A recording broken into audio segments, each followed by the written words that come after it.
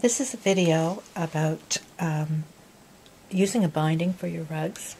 I will show you in this video how to make your binding and how to put it on and how to decide which type of binding that you're going to use for your rugs. This is not necessarily just for the Ned and Jake rug. It's for really any rug, be it a penny rug or an applique rug. I like to use a small binding. If I'm not using the same binding as the lining, if I want a different color, I will make my cotton strips and then use it as a binding. If I'm using the same color as the base, most of the time I don't go to the trouble to cut a strip. I just add a bit extra, as is here, and fold it down, and fold it, and then stitch it. The advantage of this is you can make a very, very thin binding. It's really very difficult to make a thin binding just using a strip and putting it on. So when I do a thin binding, I just use the back of the material and fold it over and do it that way. There are some considerations when you're making your binding and you're putting it on the rug. In this rug, the Ned and Jake rug, I've just used strips, long strips, and I will show you how to do this, but I folded it over. So these strips were all cut and just certain lengths. With this one, I've made a very long strip, and I've sort of mitered the corners. I don't know if I can go in a bit and show you that. It's just folding the fabric down when you stitch, pulling it up. Another thing I do is I round the corners a bit so I don't have that sharp point. I just cut a little bit off and round it. When you're doing this type of binding, you will need to join it somewhere, where you begin and where you stop. In this one, I've just done a very straight stitch, and I can do that because the binding is very thin. It's a very thin cotton, so there's really not a lump there. So I'll just zoom out a bit. There are times when I do a large binding. This is a floor rug that I made many, many years ago, and this is a wool binding. I felt the rug needed a border, and I've used a large piece of wool and folded, and it just sets the rug off a bit. This is not a good rug. I made that many years ago. The trouble with this type of binding, I have rounded the corners because I didn't want the bulk for the corners.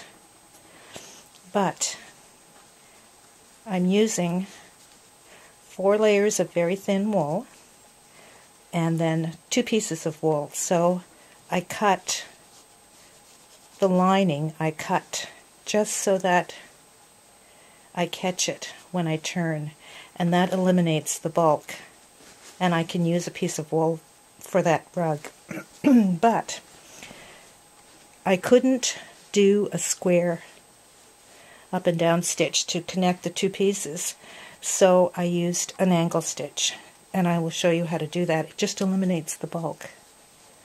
It's not a good one either. It should have been more tight. However, so I will show you first how to make the binding, and that will be the next video.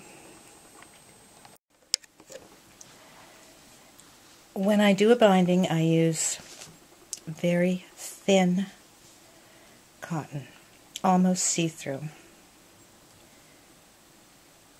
It's difficult to see, but you can almost see my hand through it. There, you probably can see it. And I like that because I can do a just an ordinary up and down stitch to connect the two pieces of binding, and also because it gives a very nice old look.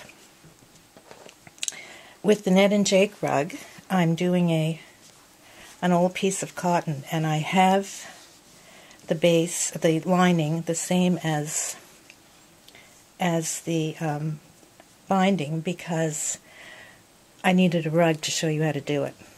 That's pretty much it. So I will show you how to attach the binding with the Ned and Jake rug, but first we have to make the binding. If you have your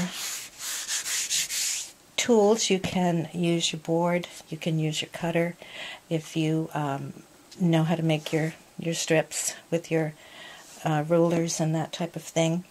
If you don't have those things, of course you don't want to go out and pay a couple $100 to buy them to make a rug. So you can either use tape, just masking tape, put it on like this, draw your lines. You can draw your lines on the fabric if you'd like. Do it on the straight of the grain. This is not bias. I don't use bias on anything unless it's a circle or very round curves that you're curving for something. I use straight of the grain all the time. So if you don't want to use the tape, if you don't want to mark on your cottons, then what I do is first I tear on the straight of the grain. It does give you frays, and you're constantly cutting frays, and you have frays on your clothing, and however. So I just take my guide. In this one I will do a 1 1/4 inch. So I will snip it and tear. Try to use as long a piece as you can. Measure your rug first, and then try not to have very many joins in your binding. And with straight of the grain, that's very easy.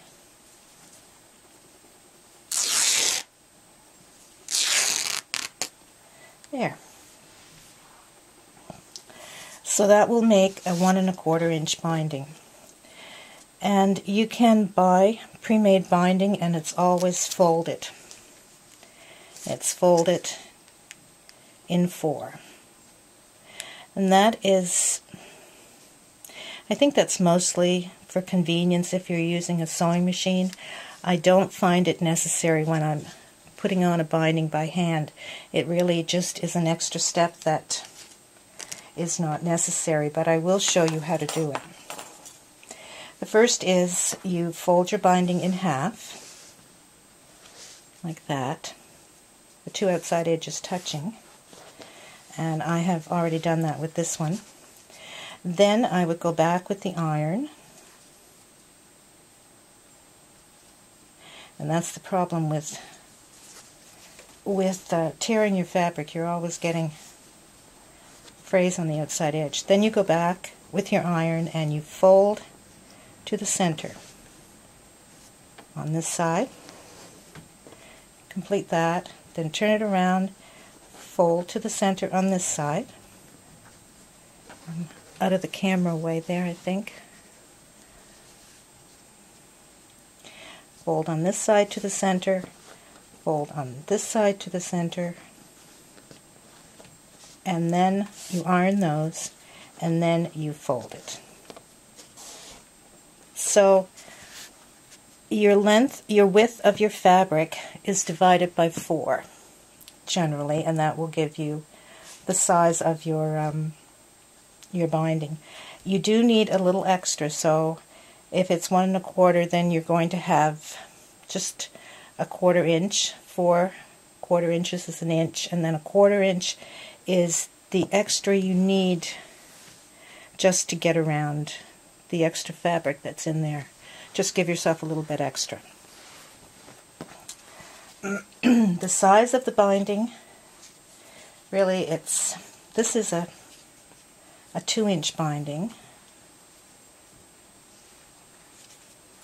By size, I mean the size of the strip that you cut. This is a 1 1/2, I believe. This is a 2, and this is a 1 1/4. So you can see there's not a lot of difference between those. And this is the 2-inch that's put on the rug. I like this one. So now that you know how to make your binding, and through the video I will show you that really this part isn't necessary. It's just extra time, and it actually just really isn't necessary. I don't know why people do it. So the next thing we will do is to stitch the binding on, and that will be in the next video.